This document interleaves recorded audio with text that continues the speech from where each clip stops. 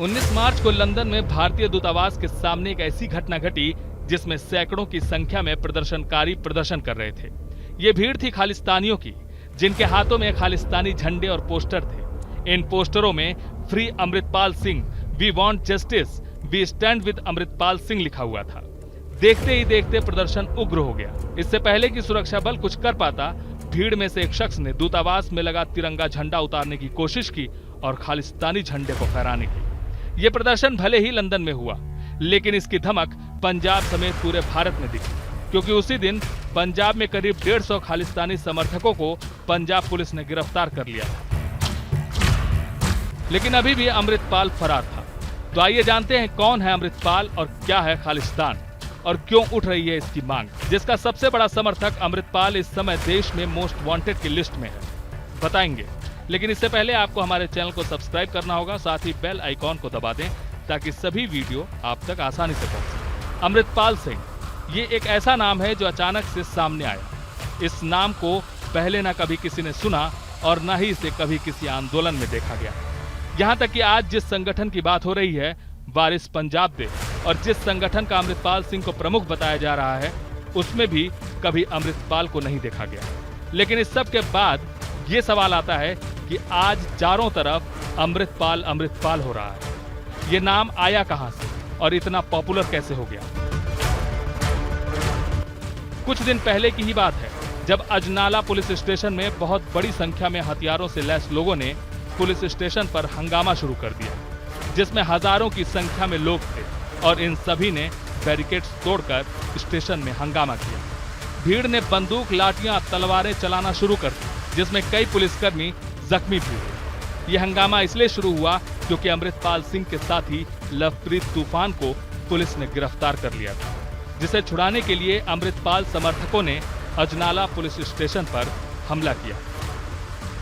यहीं से अमृतपाल सिंह का नाम सुर्खियों में आया और वो देखते ही देखते खालिस्तान का समर्थन करने वाले लोगों का हीरो बन गया। 29 साल का अमृतपाल सिंह पंजाब अमृतसर के जल्लूपुर खेड़ा गांव का रहने वाला है।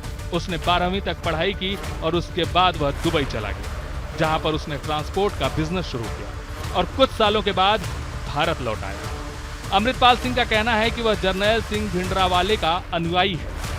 भारत आकर उसने संगठन वारिस पंजाब दे की कमान संभाल ली। ये वही संगठन है जिसे एक्टर एक्टिविस्ट संदीप सिंह उर्फ दीप सिद्धू ने खड़ा किया था।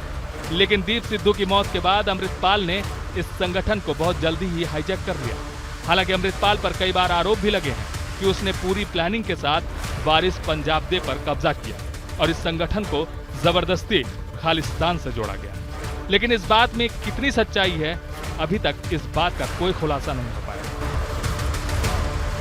अब बात आती है कि अमृतपाल सिंह जिस भिंडरावाले की बात कर रहा है वह कौन है और उसका खालिस्तान से क्या नाता है। आपको बता दें कि जर्नैल सिंह उर्फ भिंडरावाले को पंजाब में दहशत का दूसरा नाम कहा जाता था।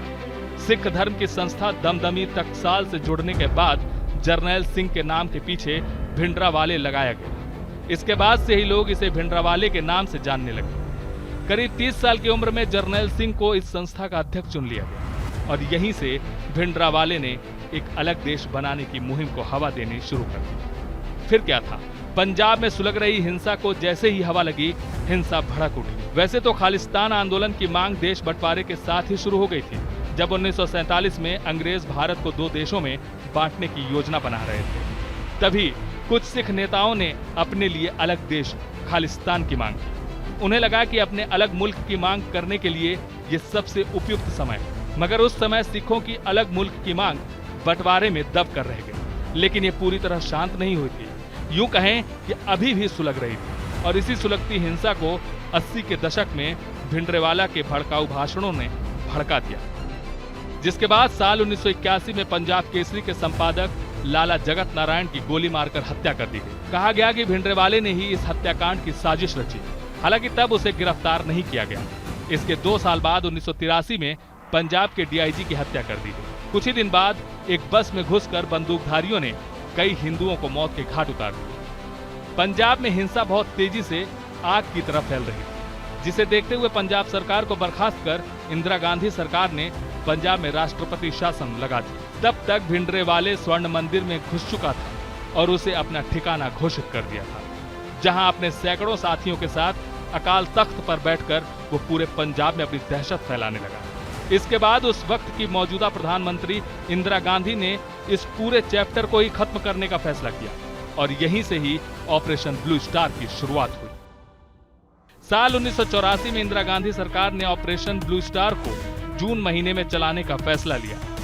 इस ऑपरेशन का मकसद स्वर्ण मंदिर को भिंडरेवाला और उसके समर्थकों से आजाद कराना था। इस बड़े ऑपरेशन से पहले पंजाब में पूरी तरह से कर्फ्यू लगा दिया गया, सभी रेलगाड़ियां रोक दी गई। 4 जून को यह ऑपरेशन शुरू हुआ और भारतीय सेना के कमांडो गोल्डन टेम्पल में घुस गए। इसके बाद सेना की बख्तरबंद गाड़ियां और टैंकों ने भी स्वर्ण मंदिर पर चढ़ाई की।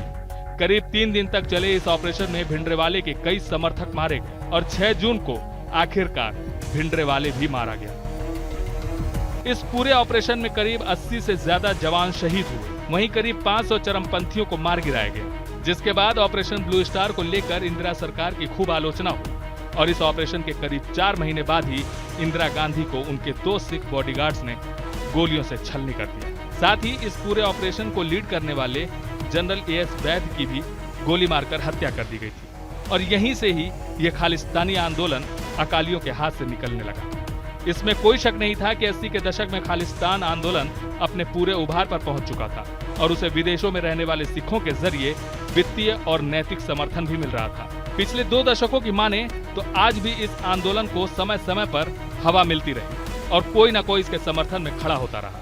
और आज भिंडरावाला के बाद अमृतपाल का नाम सुर्खियों में है, क्योंकि अमृतपाल सिंह अपने आप को भिंडरावाला का कट्टर समर्थक मानता है और फिलहाल अमृतपाल सिंह भारत में मोस्ट वांटेड की लिस्ट में है, जिसके पीछे पुलिस लगी। खबर है कि अमृतपाल केस की जांच अब NIA को सौंपी जा सकती है, क्योंकि अमृतपाल के कनेक्शन सीमा पार से मिले होने की आशंका है।